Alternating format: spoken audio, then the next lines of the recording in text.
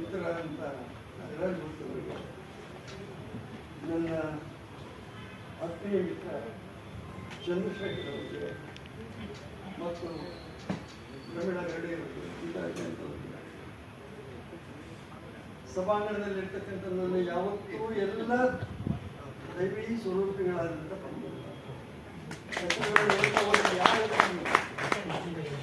ಎಲ್ಲರೂ ನನ್ನ ಆತ್ಮೀಯರೇ, ಎಲ್ಲರೂ ಪರಿಚಯ ಇರ್ತಕ್ಕಂಥವ್ರು, ಎಲ್ಲರೂ ಬಂದು ವಿಶೇಷವಾಗಿ ಈ ಕಾರ್ಯಕ್ರಮವನ್ನು ಮಾಡಲಿಕ್ಕೆ ನಮ್ಮ ಸ್ನೇಹಿತರು ಹೇಳಿದರು, ಇಲ್ಲಿ ಕಷ್ಟ ಜನ ಸೇರೋದು, ನಾವು ಇದರಲ್ಲಿ ಲೇಡೀಸ್ ಲಾಂಛನ ಮಾಡಬೇಡ ಸರ್ ಅಂತ.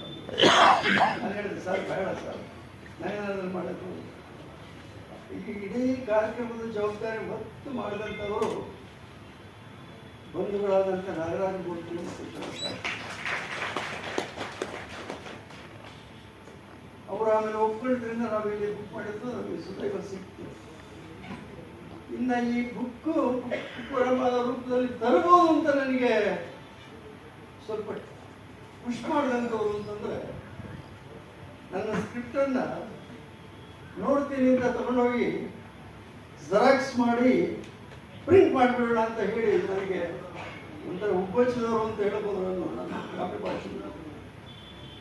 ಅದು ನಮ್ಮ ವಿನಾಯಕ್ ಪಾಂಡೆ, ವಚನ ಜ್ಯೋತಿ ಬಳಗದ ಅಧ್ಯಕ್ಷರಾದಂಥ ವಿನಾಯಕ್ ಪಾಂಡೆ ಅವರು ಅವರ ಕಾರ್ಯದ ಒತ್ತಡದ ಮಧ್ಯದಲ್ಲೂ ಕೂಡ ಈಗ ಆಗಮಿಸಿದ್ದಾರೆ. ಅವರನ್ನು ಸ್ವಾಗತಿಸ್ತೀನಿ. ಅವರ ಪ್ರೋತ್ಸಾಹವನ್ನು ಮತ್ತು ನಾನು ಬರೆದನ್ನು ಎಲ್ಲಪ್ಪ ಹೆಂಗೆ ಬಿಡುಗಡೆ ಮಾಡೋದಂತ ಚಿಂತೆ ಒಳಗಾದಾಗ ಬಂದು ಹಿಂಗೆ ಸರ್ ಹಿಂಗಾಗಿದೆ, ಪ್ರಿಂಟ್ ಆಗಿದೆ ಸರ್ ಅಂದಾಗ, ನಾನು ಮಾಡ್ತೀನಿ, ನಮ್ಮಲ್ಲೇ ಮಾಡೋಣ, ಭಾರತ ಯಾತ್ರೆಗೆ ಏನಾದ್ರು ಮಾಡೋಣ ಅಥವಾ ಸಣ್ಣ ಸಾಹಿತ್ಯ ನಿಮ್ಮ ಚಾಯ್ಸ್ ಅಂತಂದು. ಇದು ಭಾರಿ ಸೂಕ್ಷ್ಮವಾದ ವಿಚಾರ.